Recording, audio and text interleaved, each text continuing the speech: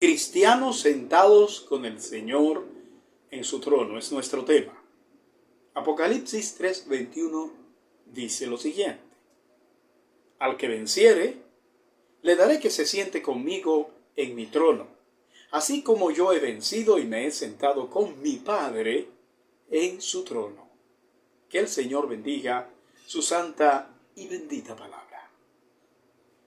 A pesar de que en la iglesia de la Odisea parece que solo son cristianos de nombre, el Señor no los descarta y les ofrece una gran oportunidad. Le dice: al que venciere, le daré que se siente conmigo en mi trono, así como yo he vencido y me he sentado con mi Padre en su trono. Apocalipsis 3:21. El Señor les hace ver de lo que ellos se perderían por estar coqueteando con el mundo. Van a perder lo más glorioso por lo que no vale nada. El Señor está enfatizando su promesa de que los creyentes reinaremos con Él.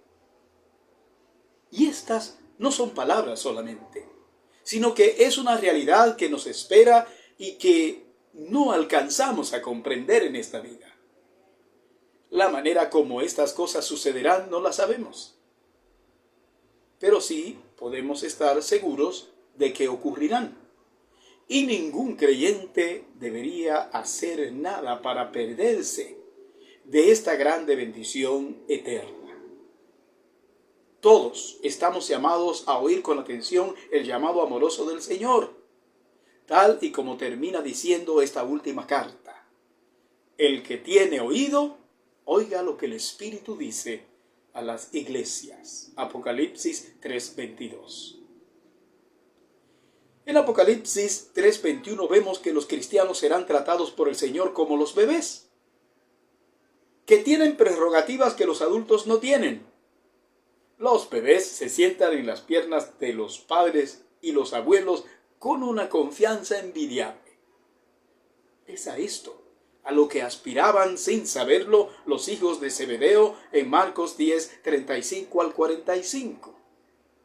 Lo cual no es solo una prerrogativa de ellos, sino que todos los creyentes auténticos también la tienen. Apocalipsis 3:21 tiene el propósito de parte del Señor de prepararnos para la siguiente escena que se desarrollará en los siguientes capítulos del libro de Apocalipsis, especialmente los que están relacionados con el trono de Dios en el cielo. Veamos por qué los cristianos se sentarán con el Señor en su trono. Primeramente, los cristianos serán sentados con el Señor en su trono porque han vencido. En este versículo hay un cambio del cielo a la tierra. Ahora, a los que el Señor estaba en la disposición de vomitar de su boca, luego de amonestarles y llamarles al arrepentimiento, les da una admirable promesa que tiene como condición, naturalmente, vencer. O sea, es necesario que se opere un cambio de conducta en ellos y que se esfuercen en renunciar a todo aquello que les impida una comunión perfecta con el Señor. Realmente ninguna cosa debería interponerse entre el creyente y las benditas promesas del Señor. Es necesario que los hermanos de la Odisea renuncien vehementemente al mundo y se comprometan solo con Cristo. Pues como dice la palabra del Señor, no podemos servir a dos señores. Mateo 6:24. Es necesario que los hermanos de la Odisea se muestren comprometidos con la causa de Cristo, que renuncien de plano a la actitud indiferente que han venido mostrando hacia las cosas santas. Es necesario también que los hermanos de la iglesia de la Odisea echen a un lado esa actitud irreverente de confiar demasiado en ellos mismos, a costa de ignorar la gracia y el favor del Señor. sin los cuales es imposible la vida cristiana genuina. ¿Cuánto necesitamos depender del Señor en todas y cada una de nuestras circunstancias? Es verdaderamente asombroso darnos cuenta que, siendo esta la iglesia que estaba en la peor de las condiciones, es precisamente a esta a la que el Señor le hace la más grande de las promesas: sentarse con Él en su trono. Es por esto que en nuestro sermón anterior hablábamos de cristianos no desahuciados, pues la gracia se extiende al más vil pecador, una gracia que cualquiera puede recibir si se arrepiente de corazón. En el caso de los hermanos de la Odisea, la condición clara es que necesitan vencer, ir en contra de la corriente de este mundo. En segundo lugar, los cristianos serán sentados con el Señor en su trono de la misma manera que Él está en el trono de su Padre. Los cristianos serán copartícipes de los privilegios que el Señor Jesucristo disfruta en el trono celestial. Los cristianos disfrutarán de la dignidad de sentarse en el trono de Cristo. Como nos podemos dar cuenta, en Apocalipsis 3:21 se mencionan dos tronos: el trono del Padre, que es donde Cristo está sentado luego de haber padecido toda humillación. Él está sentado allí desde el día de su ascensión al cielo, luego de haber vencido de forma definitiva a la muerte, al pecado y al mundo.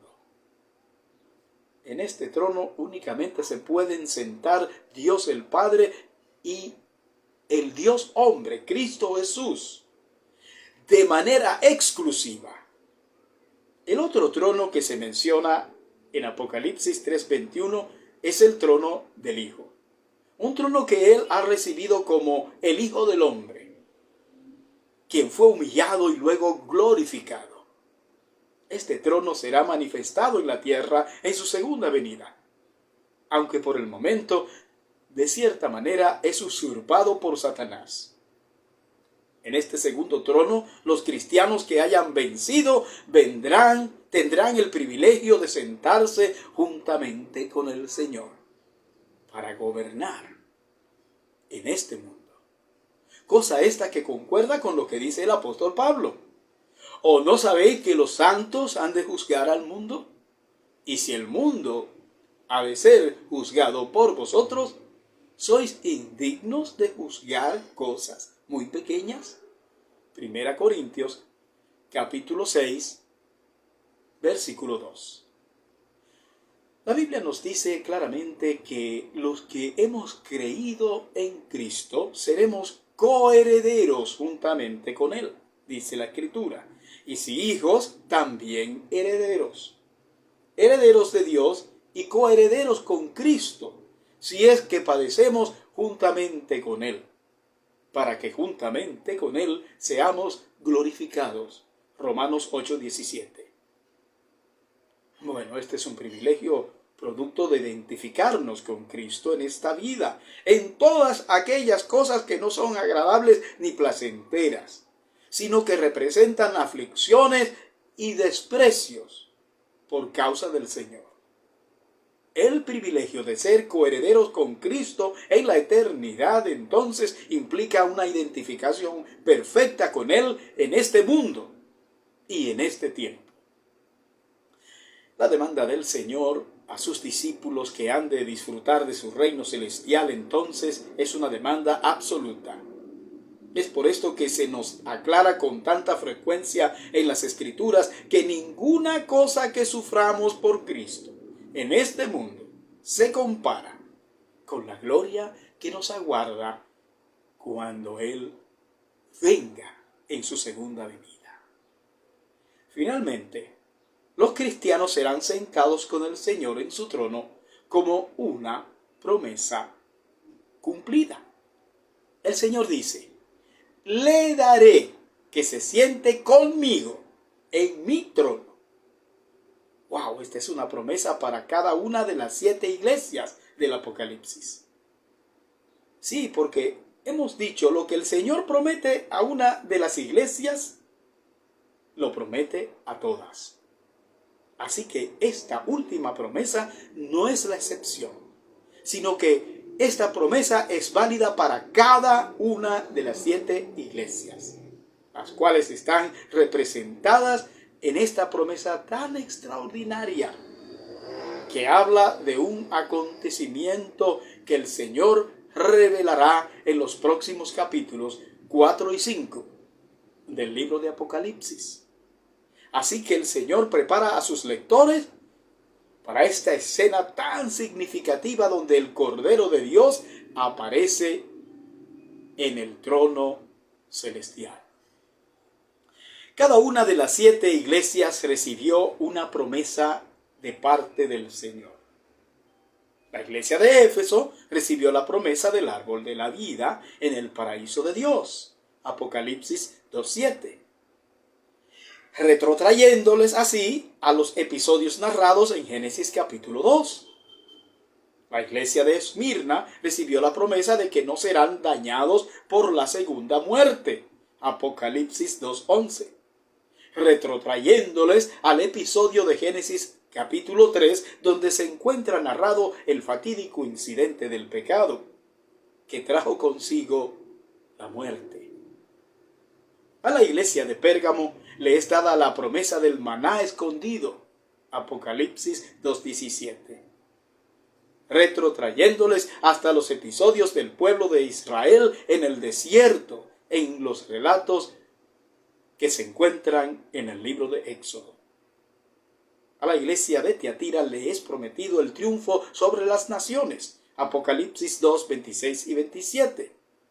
Retrotrayéndoles al período de David y Salomón, que se caracteriza por la hegemonía de las naciones. Note que estas primeras 4 promesas corresponden al ámbito terrenal, pero las otras 3 promesas restantes pasan de la tierra al cielo, como una manifestación de la gloria celestial que aguarda a los creyentes fieles. A la iglesia de Sardis, el Señor promete no borrar sus nombres del libro de la vida, sino más bien de confesar sus nombres delante de su Padre y de los ángeles en el día del juicio. Y promete darles un vestido de radiante blancura. Apocalipsis 3, versículos 4 y 5, y todo eso es en el cielo.